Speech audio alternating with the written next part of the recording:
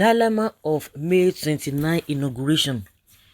I contended here, contrary to President Muhammadu Buhari's recent declaration that May 29 handover is sacrosanct, that the date is far from being so.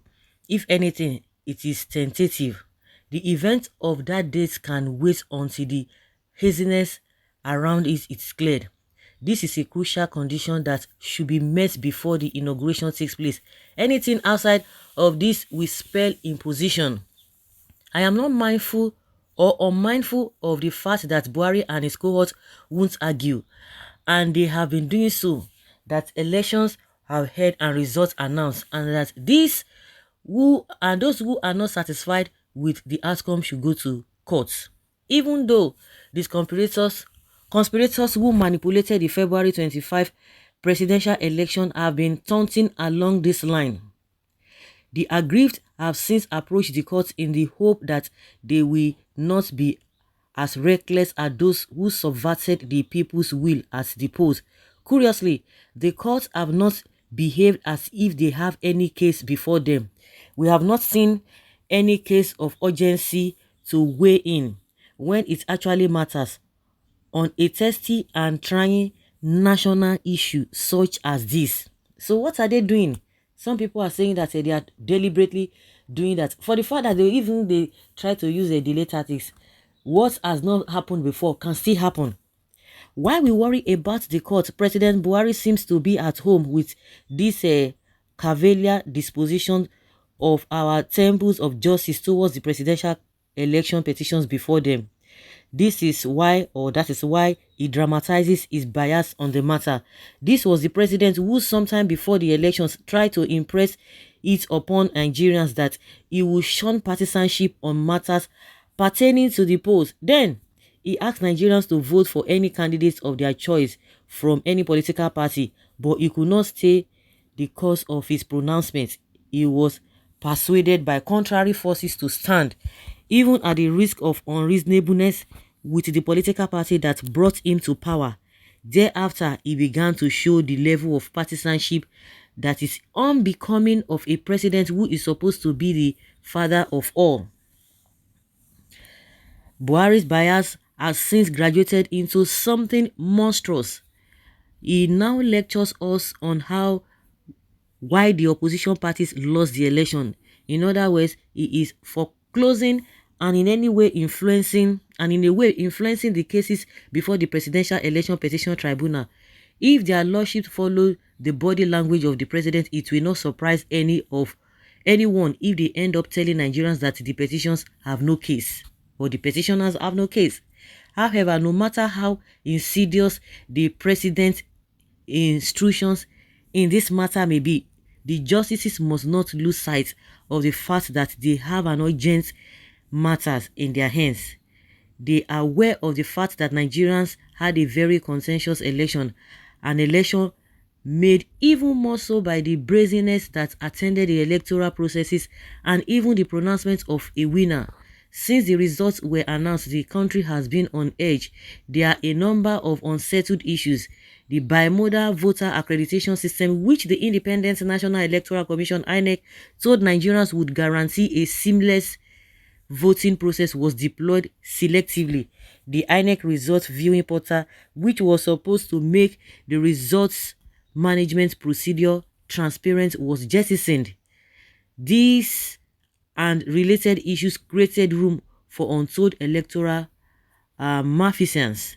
Apart from these pervasive manipulations that have sparked outrage, there is, for the first time in Nigeria since 1999 constitution became operational, the unsettled issue of 25% of votes cast in the Federal Capital Territory FCT section 134(2)(b) of the 1999 constitution as amended requires that for a candidate to be declared winner in a presidential election, such candidate shall have not less than 1/4 of the votes of the election in each of at least 2/3 of all the states in the federation and the Federal Capital Territory. It must be noted here that no president of the country has been declared president since this constitution came into force in 1999 without meeting these constitutional provisions.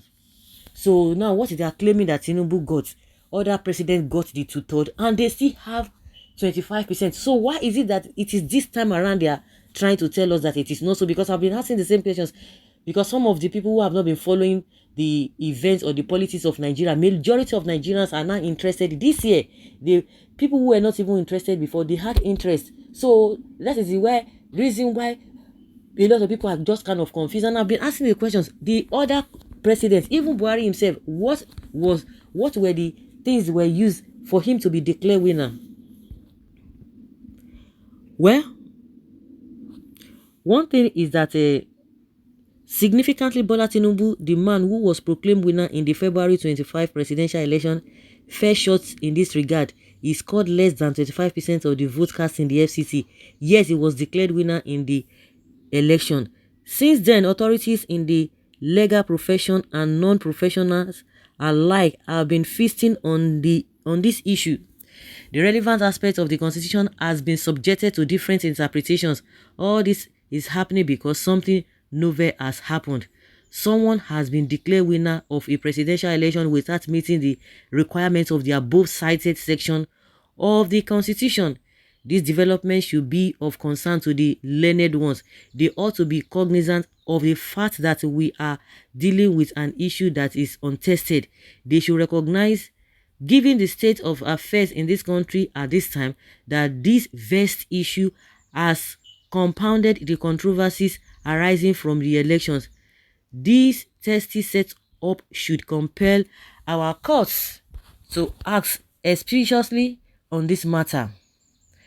They must recognize that this issue is like no other, whereas every other matter raised by the petitioners in their applications can be subjected to some kind of legal acrobatics. The same thing cannot be said of 25% of the vote cast in the FCT. Whatever the Supreme Court says on this matter remains, except a future constitutional amendment demands otherwise.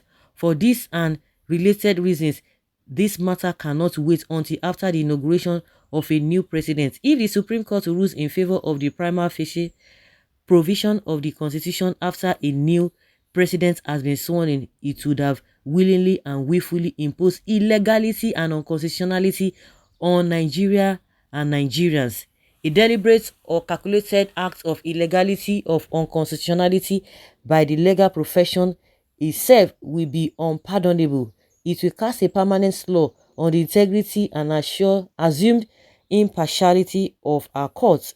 If the situation matters to our lordships, then there should be no reason why they will not strive to handle this matter differently. Should the Justice or Chief Justice of Nigeria in all seriousness go ahead to inaugurate a new president without the constitutionality and legality of 25% votes in FCT being settled, those who care about the survival and progress of constitutional democracy in the country do not think so. This reinforces the argument that May 29 is not sacrosanct. It is actually tentative. If it must be sacrosanct, our courts know what to do to make it so. If the situation in our hands compel otherwise, our court should also toe that line of reasoning. But what is of immediate concern is that the matter cannot wait. It can also not be glossed over. Their lordships cannot go to sleep and expect that we all wake up the same minute with them to deal with issues arising from their vexatious slumber. If May 29 must be sacrosanct, the time to make it so is now. They have to facilitate and fasten the court case. So what were they doing all this since last month? They just told us that the 5 people that will be sitting and what have you. Why are they delaying? We have 28 days to go now.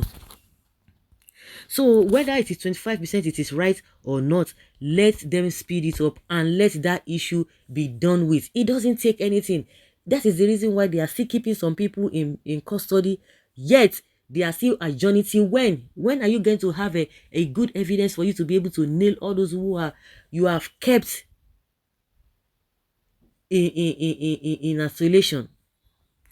Well, God works in a mysterious way. That is why people that changed election results figures forgot to also change it in ways. This writes up and its writer dwells in unattainable, willful and sympathetic states. All points above are impossible wishes. The courts are there for redress. Claim and cases are forthwith registered. Procedure must be followed therewith, but a mischievous writer and cohort want to mislead the populace to discredit a due process due to selfish interest. Be informed, Nigeria are wiser than your conspiracy. Now then, all this Emilio now they be this. The question is that all the let them hasten it up. That's what we are saying. If I thought that, so if they're not going to hasten it up, then it is not sacrosanct. It must not be that day. Does the somebody is asking, okay, now this Emilio people, they don't come here now, please. Does the constitution allow anyone to stop any inauguration of governor or president of the country when the cases contesting their elections are before the law courts? Nigeria should place the law in such that every matter surrounding an election be resolved and clear before any swearing in, so that people should be confident in the coming leader, because it is not easy to unseat a sitting leader when he is on power. They don't unseat. It used to be very difficult when you talk about a governor in those days to unseat a governor. Forget it. But now it's something, so it can still happen. So irregularity and bad things cannot just continue, and we think that that is how it ought to go. There is nothing that cannot be changed, no matter how powerful it is. When that time come, when that time reach, una go know.